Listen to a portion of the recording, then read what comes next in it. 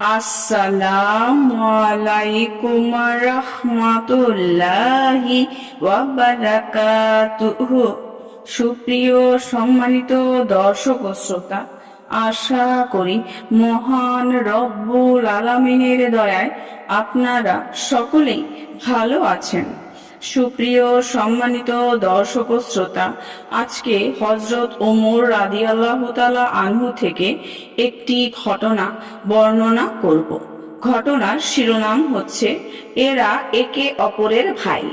সুপ্রিয় সম্মানিত দর্শক ও শ্রোতা, আপনাদের নিকট অনুরোধ থাকবে ঘটনাটি শেষ পর্যন্ত শোনার।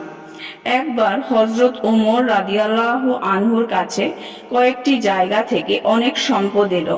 তিনি 400 দিনার একটি থলেতে ভরে তার খাদেমকে বললেন, যাও, এই থলেটি আবু উবায়দা ইবনুল জাররাহকে দিয়ে এসো।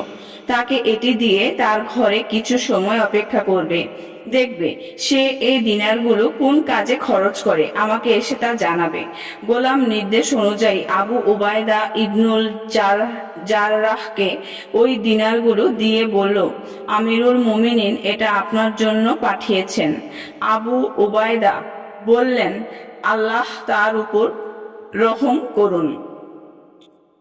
এরপর তিনি তার দাসীকে ডেকে ওই থলে থেকে দিনার বের করে বললেন, এই নাও, এই 5 দিনার অমুককে দিয়ে এসো, এই 5 দিনার অমুককে দিয়ে এসো। এভাবে তিনি গোলামের সামনেই সব দিনার মানুষের মাঝে বন্টন করে দিলেন।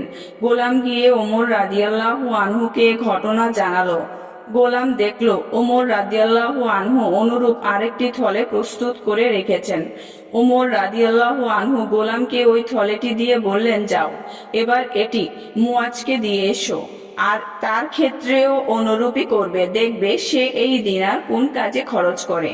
গোলাম মুয়াজ রাদিয়াল্লাহু আনহুর কাছে গিয়ে বললেন, এই দিনারগুলো আমিরুল মুমিনিন আপনার জন্য পাঠিয়েছেন।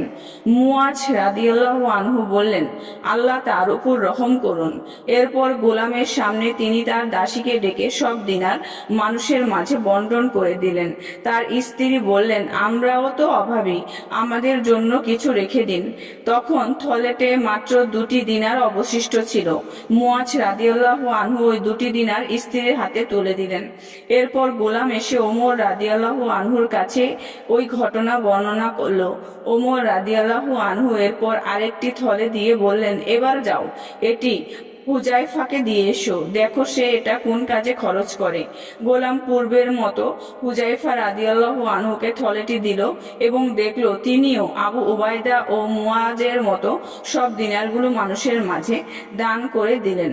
গোলাম যখন হুজাইফা রাদিয়াল্লাহু আনহুর এই ঘটনা ওমর রাদিয়াল্লাহু আনহুর কাছে এসে বলল, তখন ওমর রাদিয়াল্লাহু আনহু অত্যন্ত আনন্দিত হয়ে বললেন, এরা হলো একে অপরের ভাই। সুপ্রিয় সম্মানিত দর্শক ও শ্রোতা, আজকের ঘটনাটি এই পর্যন্তই।